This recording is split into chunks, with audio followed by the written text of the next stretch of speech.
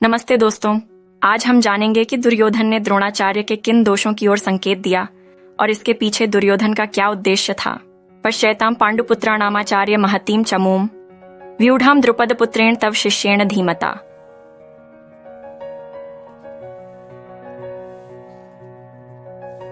दुर्योधन का उद्देश्य था कि वह महान सेनापति द्रोणाचार्य को युद्ध में उनके शिष्यों, विशेषकर अर्जुन के प्रति एक महान योद्धा के रूप में लाए।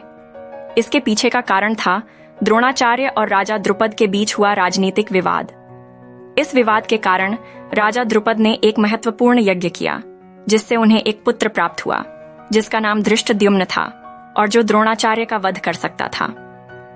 अब धृष्टद्युम्न पांडवों के साथ कुरुक्षेत्र के युद्ध भूमि में थे और उन्होंने अपनी प्राप्त शिक्षा के आधार पर वही व्यूहरचना बनाई थी जो उन्हें द्रोणाचार्य से सीखने को मिली थी।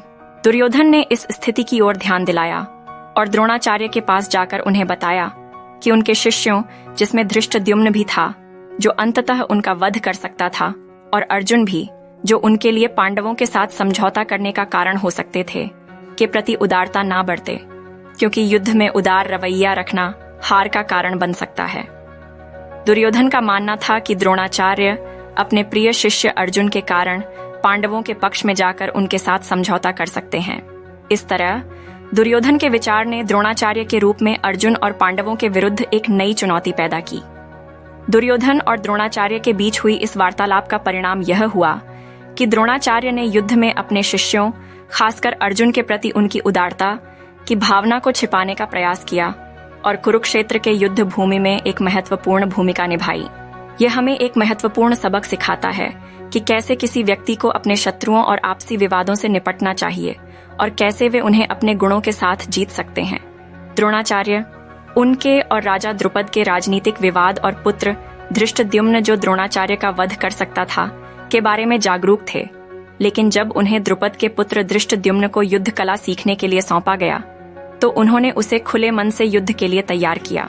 गुरु द्रोणाचार्य अपने छात्रों के प्रति समर्पित थे और स्नेह भावना, मानवीयता और वचनबद्धता का प्रतीक थे। यह हमें सिखाता है कि एक शिक्षक को अपने छात्रों के प्रति समर्पित और स्नेहमयी होना बेहद महत्वपूर्ण है। इसी के साथ हम आपसे वीडियो को समाप्त करने की आज्ञा लेते हैं।